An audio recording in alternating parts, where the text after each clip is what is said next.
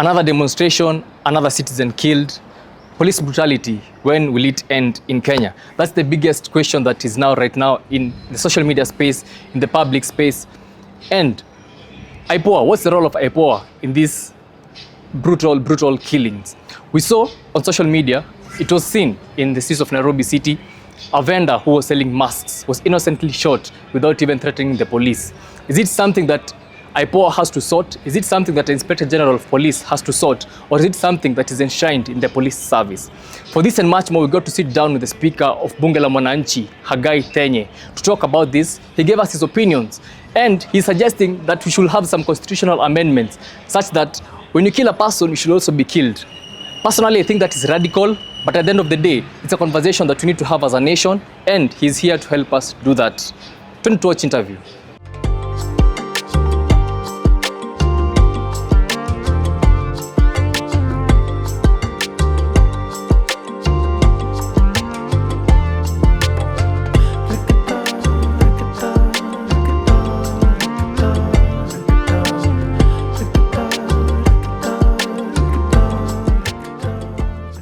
Speaker, karibu. I'm very much humble. Thank you very much. This is the third time. This is the third time we are having another noble discussion pertaining to the happenings of our nation. The happenings in our country, Kenya. Yes. So before we go into it, how has the week been? Juzi niliona Facebook umepost ulikuwa Isukuti Festival. Yeah. Yes. How was you know, I'm a culturalist. I'm in deep love with the culture of every community. Kenya is a diverse society, and we have different communities with different culture. So when we try to incline ourselves to different cultures, at least it brings that harmony and peace amongst ourselves. So when I went there, I also told them, let us work together as Kenyans. Don't be cheated by politicians, or we are from this community, let's be in this way. That won't take us anywhere. We intermarry with them, we share different cultures, so let's work together. Even with the Digo, the Mijikenda, the Mount Kenya region, the Rift Valley, the Kalenjin, Kamatusa, Masai, let's work together for a better Kenya. And that will only happen when we respect each and everyone's culture, and when we try to learn more about their culture, so that we incorporate ourselves socially in a good manner. True. Na pia nimeona uko na symbol of power ama this is my you know, there was a man in this country, Daniel Toroitich arap Moi, whom I really admire how he used to rule. I normally watch on TikTok the videos, the Kenyan history, how Moi used to panga kazi. And that is why with these slogans of peace, love and unity, you find today people can demonstrate like yesterday, and today people are peaceful going on with their duty.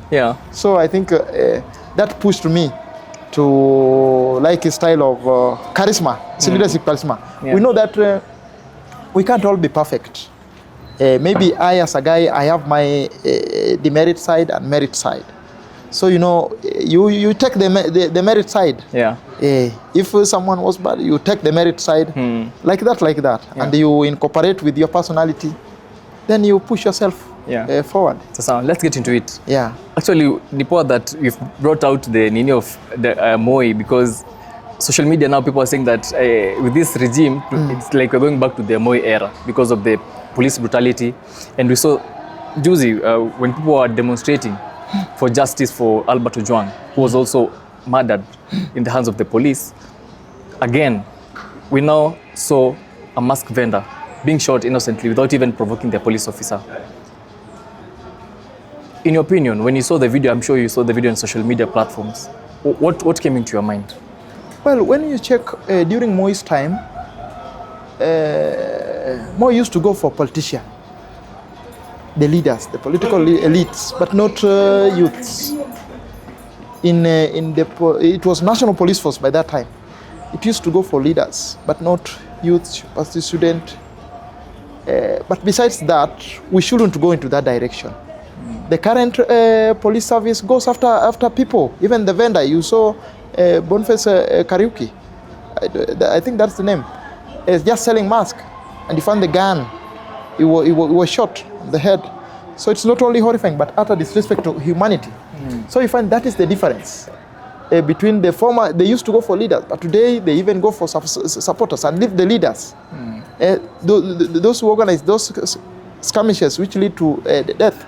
So I think that strategy need to change.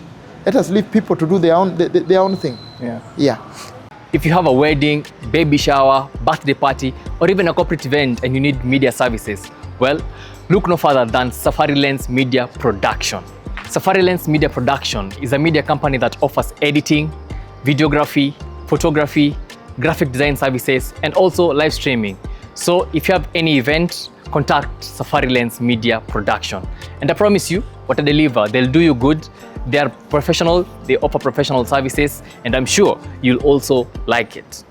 But even if you say that they're only targeting, right now they're even targeting now the common Mwananchi, why is there no feeling of remorse? Why is, because the population at large, they feel very irritated, because if people are demonstrating about the justice for Albert Ojwang, who lost his life in the same situation, why is this one feeling like the government is not remorseful to citizens? It's like they're doing it again, they're doing it not on our faces again. Do you think, is it like this because has it received public outrage more than even Albert Ojwang's case, or is it because it was recorded on camera that people now saw the kind of things that have been done even now in the dark? Okay. Well, Brother Ochino, it is not a matter of just being targeting leaders or targeting their proteges. No one should be targeted. And that is it. No one should be targeted. One thing I want to say that the current generation is more enlightened. And even the current gadgets which people are using, smartphones weren't there. My mother normally gives me history, and also I Google, because I know I'm a researcher. What happened before I came into existence, politically, economically, and also socially amongst the Kenyan people, and even religiously. You find long before, people used to pray and God used to answer their prayers. Nowadays, people have prayed and God is not even answering their prayers until they even back to me. Now, coming to the point, no one should be a target to any regime. This is the fifth regime, and no one should be a target. The current generation, you cannot use the nini of those times with the current generation. I came to realize that even the gadgets which we are using today weren't there. They were only found in VOK, our current KBC, and BBC, CNN. We didn't have smartphones. We didn't have anything. So, in as much as we are saying that, but many atrocities might have happened, but weren't recorded. Today, you can do something stupid, and you'll just find yourself going viral, and people cascade you. So that calls me to this point that even the training of our police officers need to advance. Like in the military, we have non-commissioned officers and commissioned officers, and they have advanced. The military have advanced. Currently, we have one of the most disciplined Kenya military, the Kenya Air Force, the Kenya Navy, and the Kenya Army. Very disciplined. And they even participate in community social responsibility. So that also calls me to ensuring that the National Police Service must also move with speed to cope with the environment in terms of how do you recruit, their level of education, their level of honesty, meritocracy, and also pragmatism. How are they? The emotional intelligence. And that's why you remember, in the other interview, I told you that everyone who comes to be a police officer, anyone who wants to become, must pass through the National Youth Service. Let us not take people. Because currently, even when you see how the police even have beards. Since when? The police even have long hair. Since when? That shouldn't be the case. Like the Baraza guy, when the photos were going viral, even if you could have seen the need, that was not a nini. So our police must also come to order in terms of training. Let us not spearhead. And even I don't know where this thing, because even Kitambo, the police, the training was very okay. I don't know what has happened in between here when now people who are not even, they don't have that call, have found themselves there. A police officer recording himself in a uniform. It is very bad to our internal security, and that should be checked. The IG and the entire chain of command must come into Nini. Just police officers must avoid internet and work to protect the internal security of this country, because many things happen.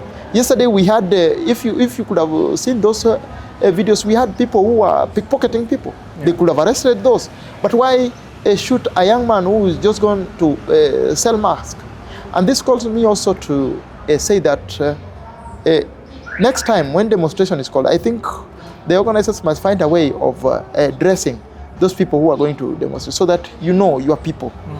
You know your people, because people mix up. The way we are dressed, some bad people can come, who can even knife people, snatching people's phones. So nowadays even people have kept, those who would wish to come to demonstrate, to fight for their rights, are not willing, because you don't know who will be your neighbor, and who will be your comrade and who is not your comrade.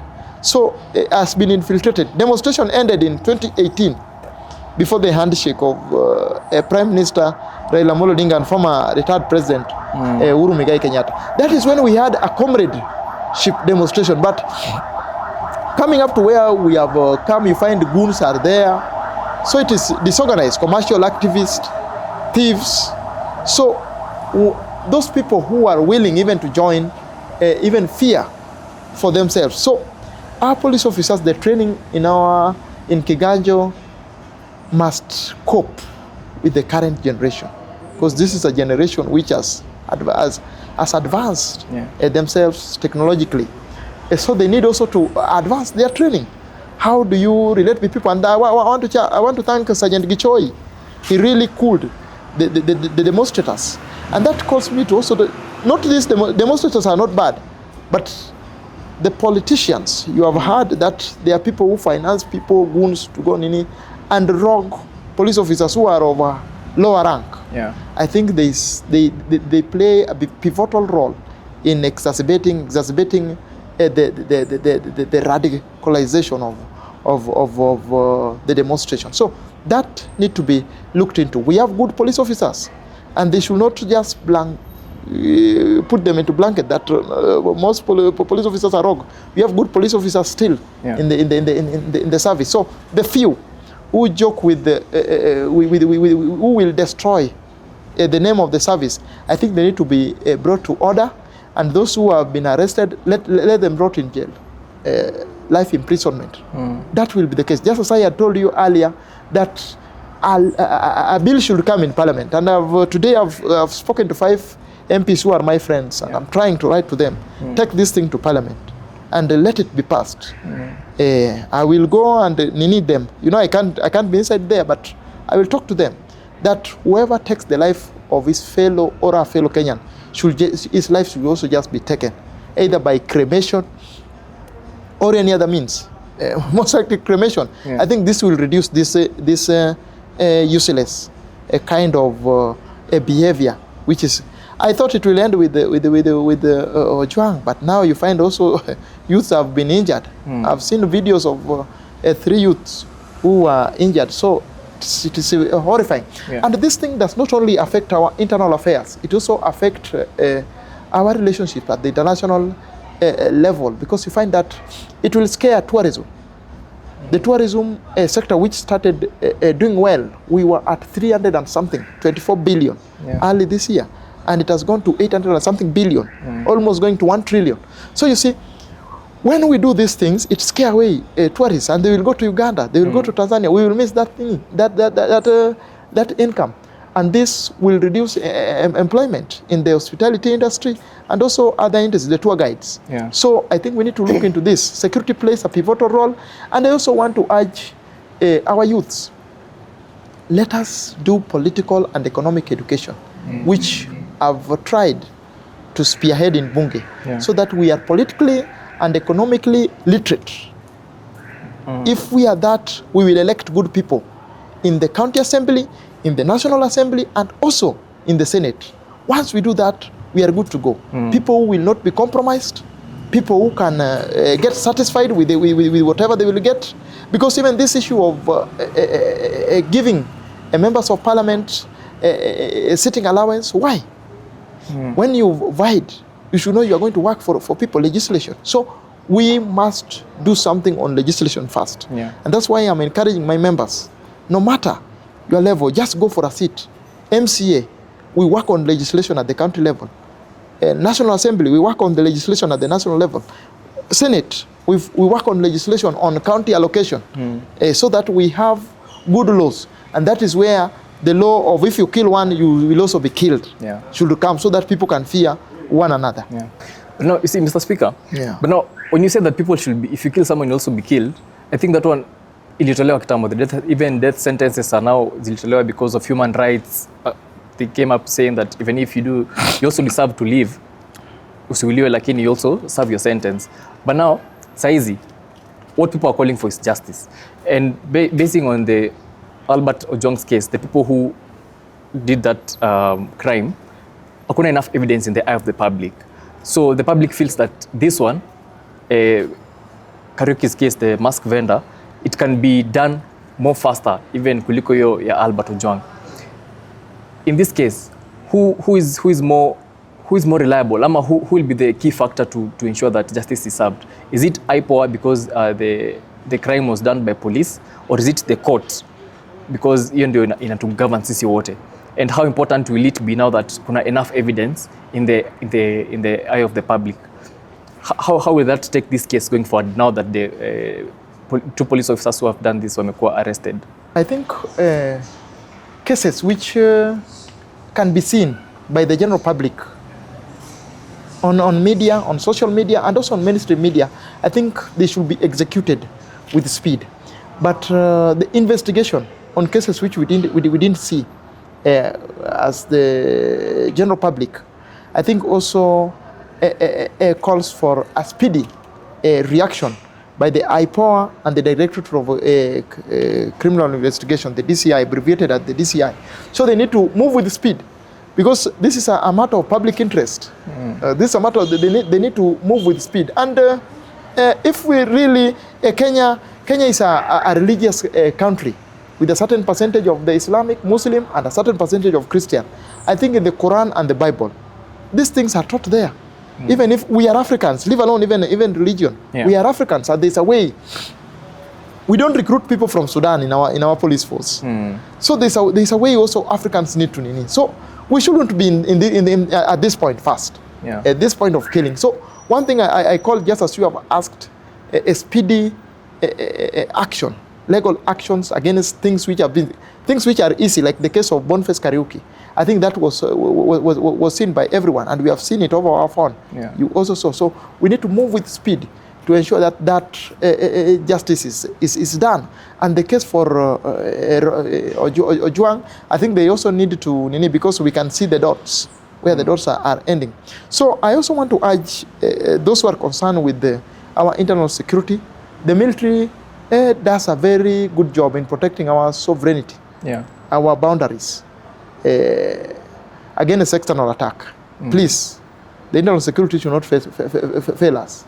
The intelligence does its part well. The national police must need themselves to ensure that they cope with the current atmosphere, the current society. Things which used to happen in the 90s should not reoccur now, because that will only increase public outrage, and we will lose a lot. I've told you, in the tourism sector, we lose a lot. Tourism need to give Kenya even 2.5 trillion. We shouldn't even be having debts. We have still opportunities which haven't been exploited in different counties in Kenya. So if we exploit them with the tourism sector, we put a lot. I think tourism alone can give us 3 trillion, if I'm not wrong, if we exhaust that. When we are peaceful, when we respect the rule of law, we are justice defenders. We fight for human rights, and I call for human rights activists also to weigh and embrace dialogue, because we cannot just go with with the aggressiveness. Let's give it. It's a matter of give and take, and we give each and everyone time to deliver this. Because when we embrace that, I think we will achieve a lot. We shall have saved more lives. Yeah. We shall have saved more lives. So that's my take on that. Yeah. Currently, with these two cases, two incidences of Bernard Kariuki, the mask vendor, and also Albert Ojwang, the public are very outraged, especially with IPOA. Why do you think this is the case? And also, the president is getting a lot of heat, and also the Minister of Interior, Kipchumba Murkomen. At what point do we reach and say, now, instead of attacking the president, instead of attacking the minister or the IG, the individual police must also carry that individual responsibility of him himself in his duty? Why is it that IPOA, the president and Minister of Interior, are getting a lot of backlash, and not necessarily even the police who committed this crime? Why is it so? Is it because of the public feels that in previous cases, these institutions who are supposed to call these police officers into account have been protecting them, or they've been acting as a barrier to justice being served? Based on the 2010 promulgated constitution, the National Police Service is an independent security organ. Likewise to IPOA, those are independent commissions. They work based on their powers given by the 2010 promulgated constitution. So I think the call by the president and the Interior Department to take action, I think it's a political responsibility, because they are the people whom have been trusted by the general public. So Kenyans are just calling for political responsibility. And that is why the president must move with speed to ensure that the trust the public had with this regime is back. And this will only will be back when action is taken against the perpetrators of lawlessness, whichever, be it the citizens or the police. I think action needs to be taken. So we saw that the DIG has resigned, and also action is being taken. Those who are arrested, I think we need to see that these people are brought to book and justice is done to those who feel, those who have their rights have been abused. In the beginning, it was his identity was, some people are saying Eli Joshua, some people are saying Ali. Now some people are saying, we now came to know that his real identity is Boniface Kariuki. How different does it now affect the case? Now that people are saying he's from Homa Bay, even we saw in Parliament, Millie Odhiambo saying that Homa Bay, now another person has been killed. Later on, ikakuja kujulikana ni Boniface Kariuki. Now that we are not sure he's not from Homa Bay, how does this now change this situation? How is it that a lot of people are focusing on where the victim was from instead of focusing on the injustice that has been done to him? That shows that people do not know their boundaries in terms of job description. First and foremost, who should disclose the person who has been injured? The citizens, the media, or the police? That is a question. So that shows that people don't know their roles. People don't know their roles. When someone is injured, he should be taken to the hospital. And first of all, I don't even like talking about this matter. We should not reach here. We should not reach. We have seen demonstration in many African countries. It has never reached to that point of even spilling blood. We have people who fought for this country, and their blood was very for us to get independence. We have people who brought us the multi-party democracy.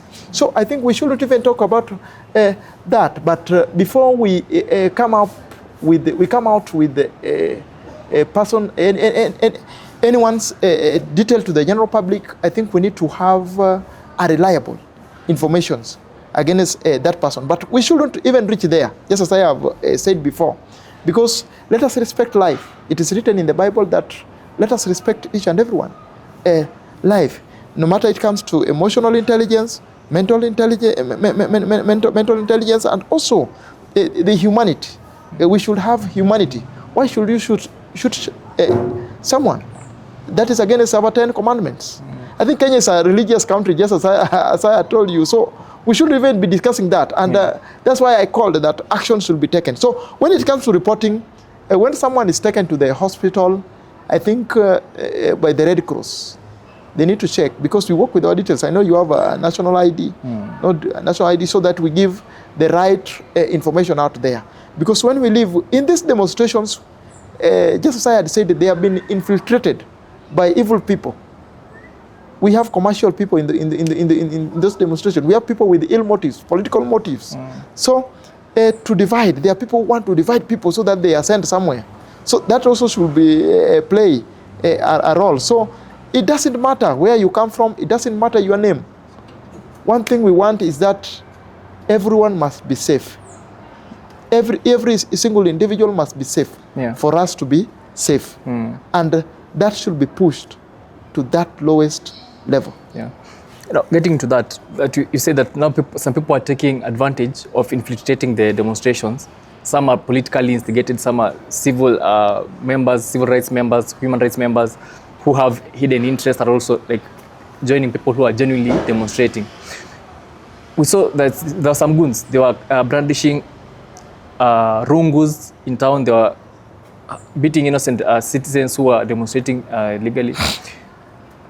At what point do we reach now that pia kuna raia sasa wanabeba rungu that means they're purporting to be sent by political figures in Kenya?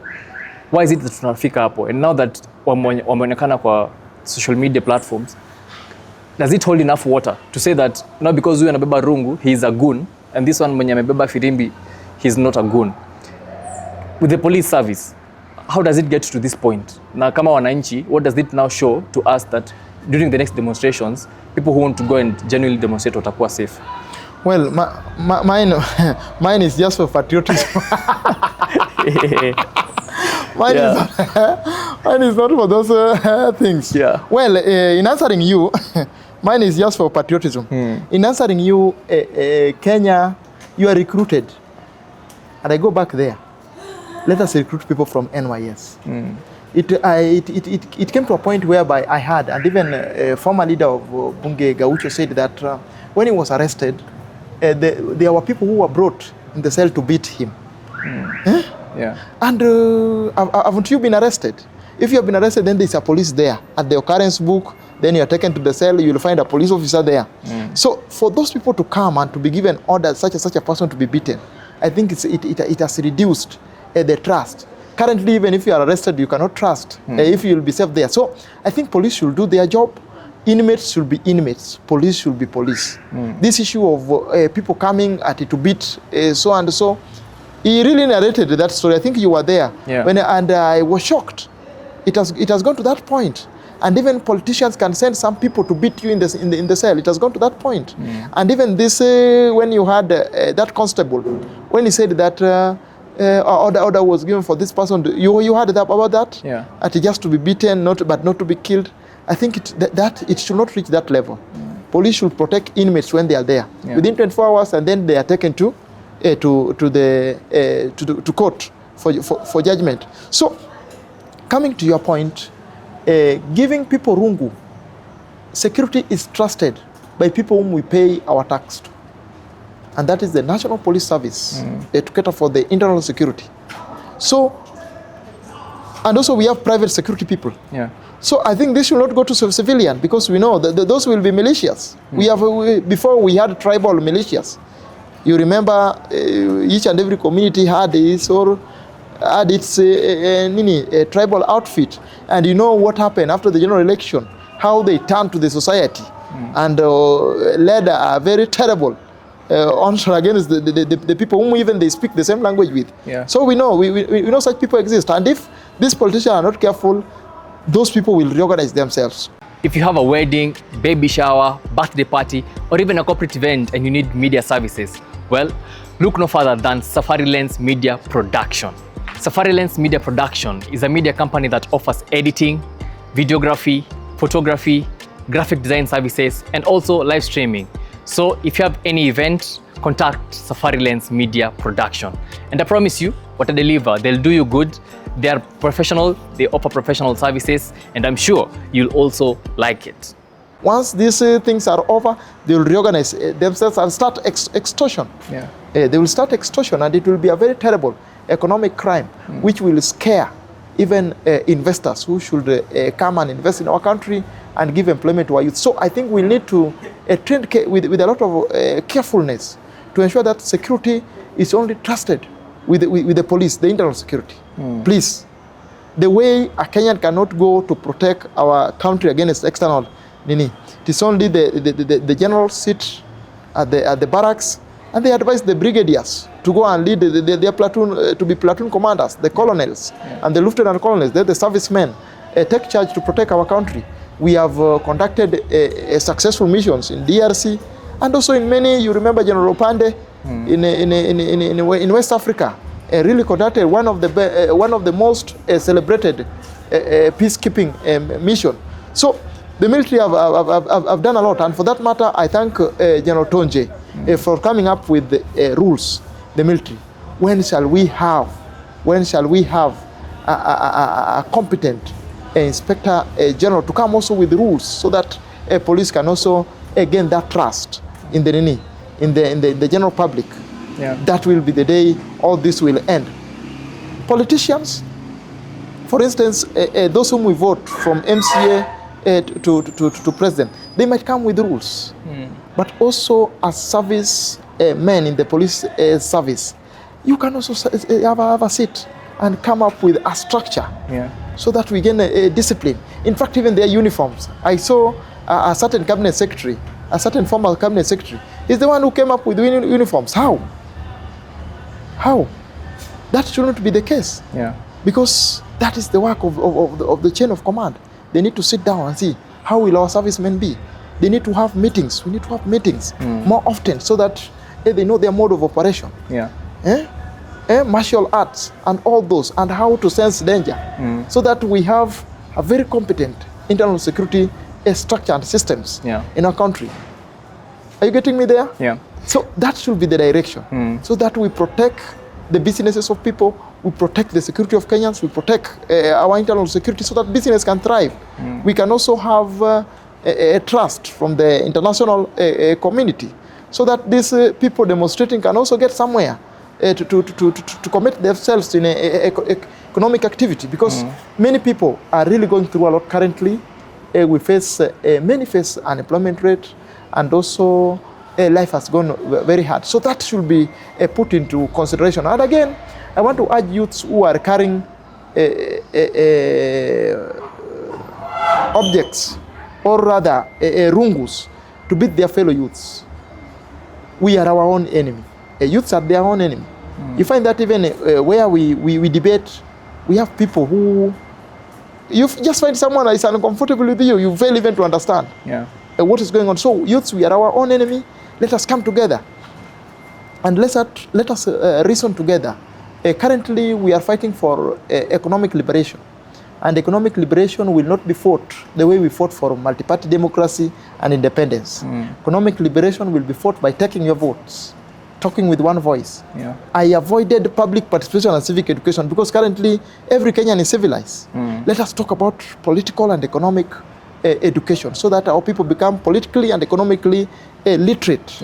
When it comes to voting, we can know whom to vote for, irrespective of their political party affiliation, irrespective of their ethnic background, irrespective of their Maslow hierarchy of needs, irrespective of their religion, education, all those.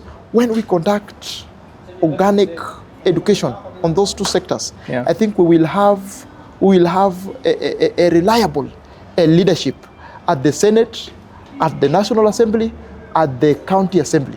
That is where we have a problem. Because if we come with good rules, death penalty for those who kill, that can only be made in National Assembly. Death penalty, and assented to by President. Death penalty for anyone who is found guilty, or anyone who is found that has committed offense of taking the life of his or fellow Kenyans. And again, some tough penalties on attempt. That should be there. So this will instill discipline to our people. We need to have working structures and systems, because that is the only way. You know, You remember Tanzania had they still have their Lancaster kind of constitution. And when you find someone good with those autocratic rules which people say are autocratic, and you find someone who can implement them to the latter, I think we will be in better nini. We will be in better society. Currently, we have stalled projects. We have stalled projects, government projects, because we have some lacunas in the 2010 promulgated constitution. So you find people cannot get a bridge because someone has taken a case to court because maybe tender wasn't issued well. So this lead to delaying a process. So our constitution, when we get right people in power, they will reduce those lacunas so that we can be in operation. We had a constitution. We remember the Kenyan constitution from the one we got at the Lancaster up to 2010. If we could have gotten a good leader to implement. You remember Kibaki came with free primary education in 2003? And it was an executive order. And it was implemented, and I'm a beneficiary of that. So I think we need to have a good leader. Had Kibaki become president in 1978, or Tom Mboya and such like people, I think we could have been far. And as much as Moi was good up to 1982, when you read history very well, I think the coup, as human nature, I think changed him in terms of governance. But in terms of security and peace of the country, in some areas he succeeded, but economically, he never did well economically. So that need to be put into consideration, that we need to have tough rules. Tough rules to instill discipline, because with these lacunas, this is what is taking us around. And you find that the human rights people, they also have a way of exacerbating the current confusion, and even politicians coming in with their interests. Goons, because youths do not have a stable income, they become now the objects, which is being up and down, up and down. I think even when you're calling for constitutional reforms, some people might feel that if you kill someone, you should also be killed. I think that one might sound too radical, but some people might also see it as, because Kenya, we have freedom of expression. You also have freedom of expressing what you think, but that is, I think, that only the parliamentarians can do. And as you said before, we need a strong parliament for that to happen. But finally, tukimalizia, a general feeling of the majority of the public, they feel that IPOA, the Independent Police Oversighting Authority, is the weakest link in ensuring that police brutality ends in this current regime and also in this country. Do you feel that the feeling that IPOA should be disbanded and another body should come up that regulates the police or oversight the police activities, is it a good call? And also, when people are saying this and the constitution was just formed, was changed 15 years ago, don't you think it's too early for such big amendments to be made? And or do you think the leadership of IPOA is the one that is supposed to change so that we can have justice and end this police brutality as we finish? I think we are in a society whereby each and everyone waits until a lapse emerge, or until an extreme incidents emerge, which is against law and order, is when they become more active. So I would want to urge bodies, not only the IPOA, but anyone who is appointed in any fora, must ensure that they do their work, must ensure that they do their work as enshrined in the 2010 promulgated constitution. The IPOA has come out boldly, and I saw their a legal team at the court in Milimani, really responding to questions well, fighting for Nini. But where have they been? Because they need also to do some education, some public education in forums like ours, Bunge La Mwananchi. They need to come there and talk to people more oftenly. I think they have their allocation. They have their allocation in our national budget. So that is their role. They need to come on ground. Even if there is peace, they need to come on ground and tell people, in any case you feel something is not good, this is the direction, petition. And this is why our members, some of our members have taken many petitions in Parliament. I told you earlier that I'm also lobbying the members of Parliament to come up with such rules, so that we do a lot of things behind the curtain, so that you will just find the moving in. So they need to come out And because we do this with our own resources and our own movements up and down to ensure that our nation move, no one deserves to die. Yeah. No one deserves to die agitating for good governance. I think good governance can also be pushed through dialogue and give and take. Give and take. So all bodies, IPOA inclusive, must come out boldly and ensure that they take their role serious, even at times of peace.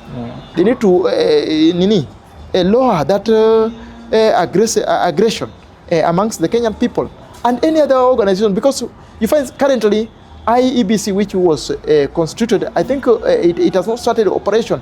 They will wait until election is near. It's when they start voter registration or what. So please come early, give people ideas, give people votes, tell them some electoral skills of electing good leaders. They should not be swayed by resources. We should start this thing early. The Commission for Peace and Cohesion must also come early and tell people you should not be by words of politicians, because war does not just start like that. This demonstration didn't just come like that. It was first announced. Yeah. But before it was announced, they need to come out. Oh, these are the things you are agitating for. We have done and we have reached even a certain percent. Can you give us a certain period of time? We should be a talking nation. Yeah. We should be a debating nation so that everyone stay informed. It is possible. Before we arrived into, this killed who and who action should be taken, before we arrive there, we need to inform the society on what we are doing, how we are doing it, a timeline, when are we going to achieve. In the Green Book of Muammar Gaddafi, it was well illustrated. Let Kenya be a reading nation. You find currently people are just on their phones. No one read books. So we need to be a reading nation. We need to come through social forums like Bunge La Mwananchi. Currently we have open branches everywhere. Even in the estates, we have some which carry debates on weekends.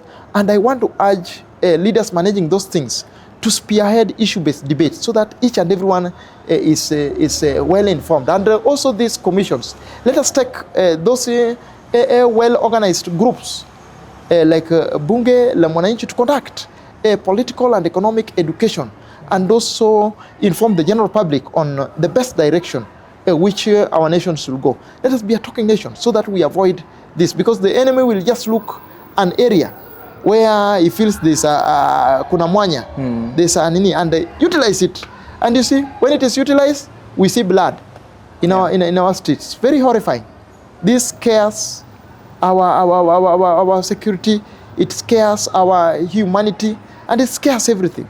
It does not bring any meaningful change. Economic liberation will not be achieved the way democracy, liberation, and independence liberation was achieved. It was the way the first two, independence and democracy, were gotten. Economic liberation will be found by people coming together and talking, the way our forefathers used to do with barter trade. We must talk. We must talk. But you find nowadays people have developed that we are quick to accuse. Let us come and keep on talking. Keep on talking. Let us spend 24/7 hours well by keeping on one another. The government must come and tell people, we have done this, give us time. We will do this at this serious time. Yeah. We have introduced this type of tax, this and this. We have done this on the matter of security. What are you doing with the foreigners coming to do the unskilled labor who are coming in our country to take the unskilled labor sector?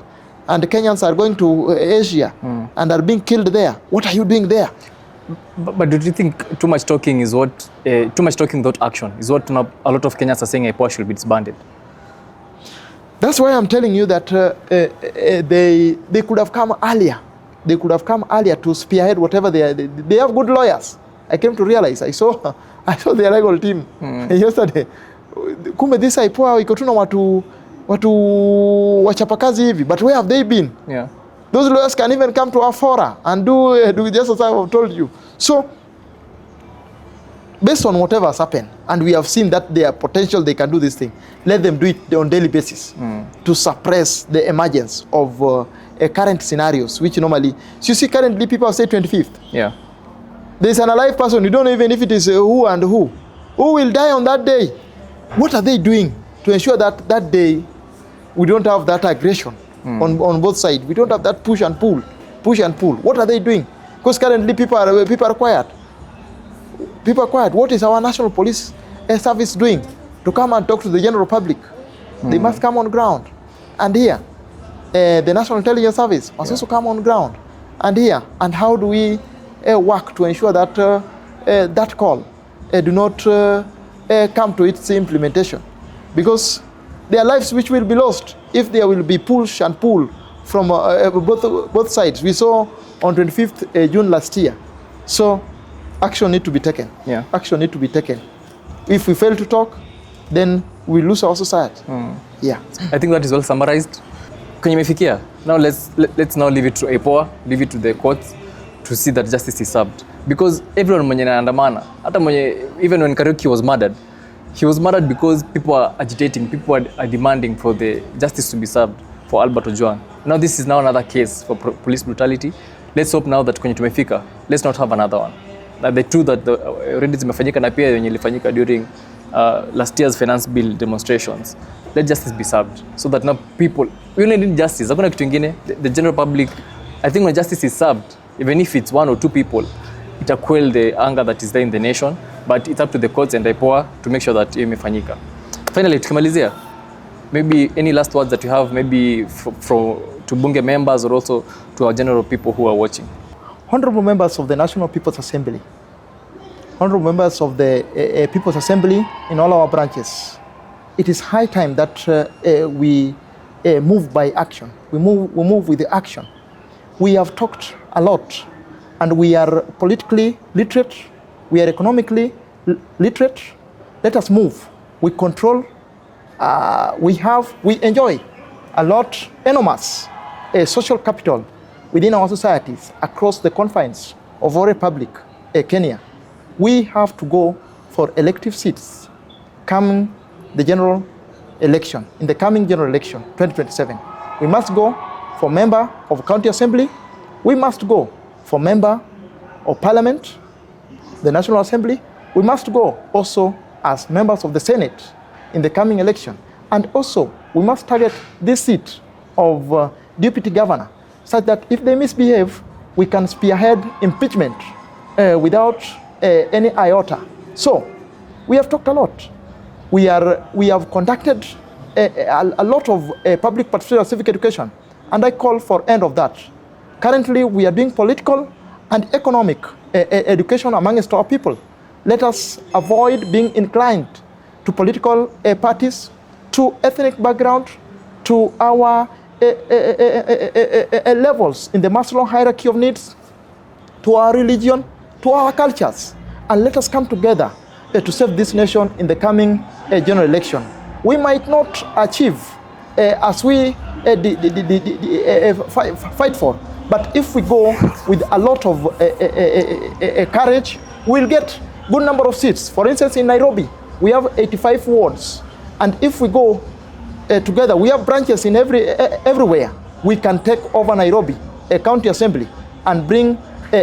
Because when Nairobi is in the right trajectory, I think the entire Kenya will be in the right trajectory. So let's come out and go for political seats.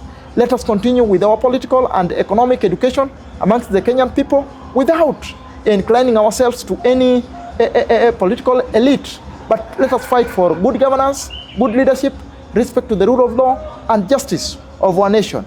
Above all, let us talk more of peace rather than less. Let us talk more, not less, of justice. Let us talk more, not less, of unity amongst our people of Kenya. With those few remarks, I'm yours, CPA Hagai Thenye, the National Speaker, Bunge La Mwananchi.